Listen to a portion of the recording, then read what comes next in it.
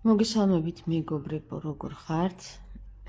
ეხლა ნარიმანის კარზე მყოფი მეფეები, დედოფლები და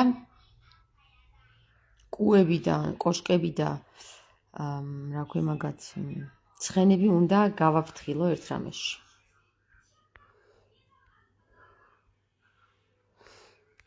ხო? გაგაფრთხილებთ ერთ რამეში?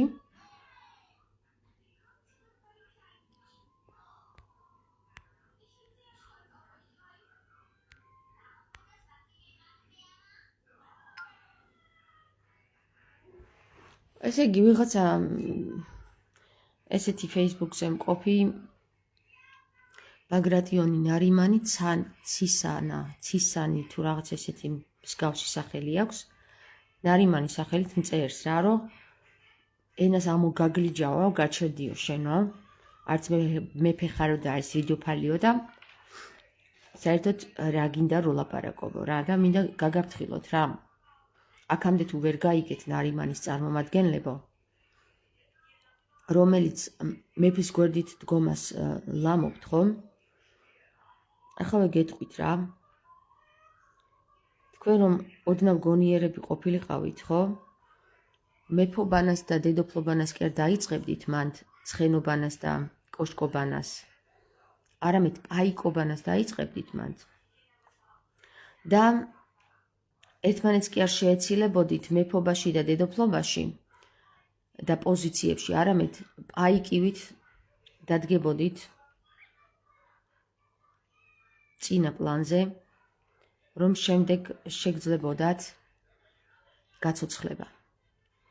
ერთადერთი ფიგურა, რომელიც ცოცხლდება და მეფეს არ კლავს, მიუხედავად იმისა, რომ მეფის წინააღმდეგ იბრძვის, ეს არის პაიკი, რომელიც არის თეთრი პაიკი. თქვენ ალბათ ვერ ხვდებოდით მე რა პოზიციაზე ვიდექი თქვენს გვერდით ნარიმანის კარზე. ზოგმა ის თქვა, რომ თამარ მეფე ხარო, ზოგმა ის თქვა, რომ თამარ დედოფალი გონია თავიო და ასე შემდეგ და ასე შემდეგ. თუმცა მე რომ მეთქვა თქვენთვის, რომ დამინახეთ ის ავარ ვინც ავარ, თქვენ მაინც იმას დაინახავდით, რაც თქვენს თავშია და თქვენ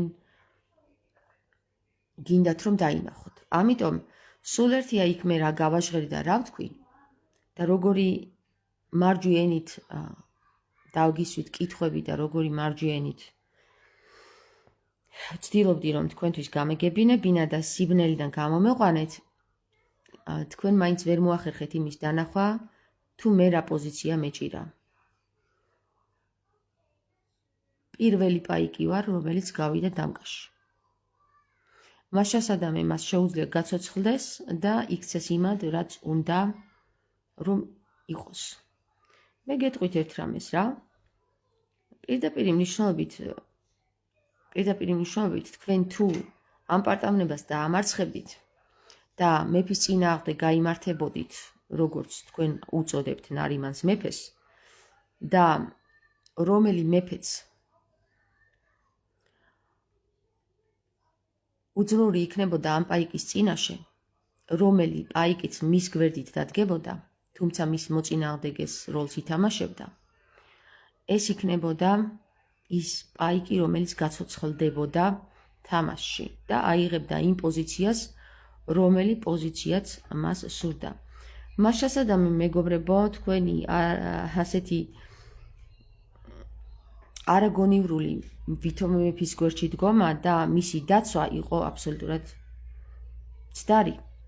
რამე თუ თქვენ უნდა გასულიყავით დამკაში და ყოფილიყავით მეფის წინააღმდეგი.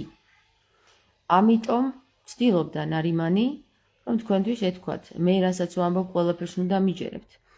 ამიტომ ცდილობდა ის თქვენ პროვოცირებას იმითი, რომ თქვენ მას კი არ გაყოლოდით ბრმაცხრებივით და აი ნარიმანი ამბობს ყველაფერს მართალს და ასე შემდეგ, არამედ თქვენ დაგენახათ თუ რას ამბობს ნარიმანი არასწორს და მის წინააღმდეგ წასულიყავით, რათა მოგეხერხებინათ თეთრი პაიკის გაცოცხლება.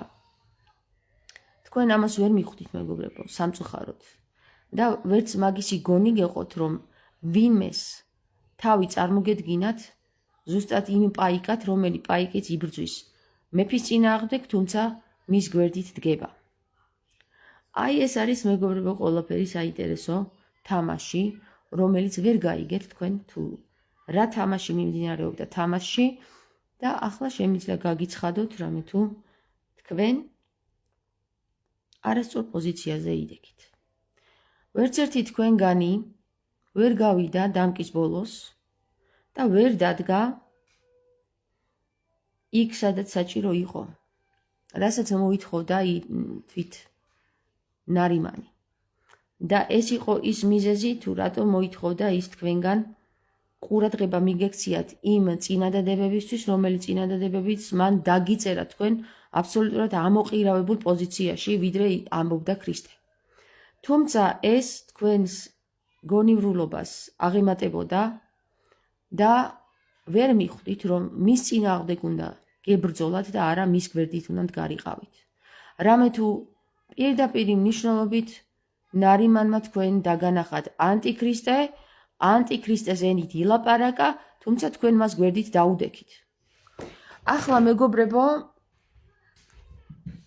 ყოველად გაამტყუნებთ ნარიმანს, თუ მან თქვენ ვერ აგირჩიათ რომელიმე ფიგურად. რამე თუ თქვენ ვერცერთმა ვერ დაანახეთ ნარიმანს თქვენი გონივრულობა.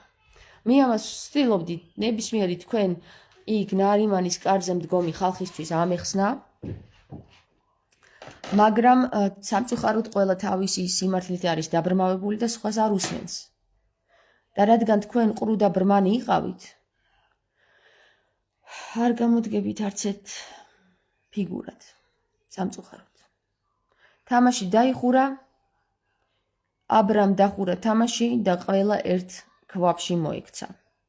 დიახ, ახლა თეთრების და შავებიც ერთად ყრიხართ.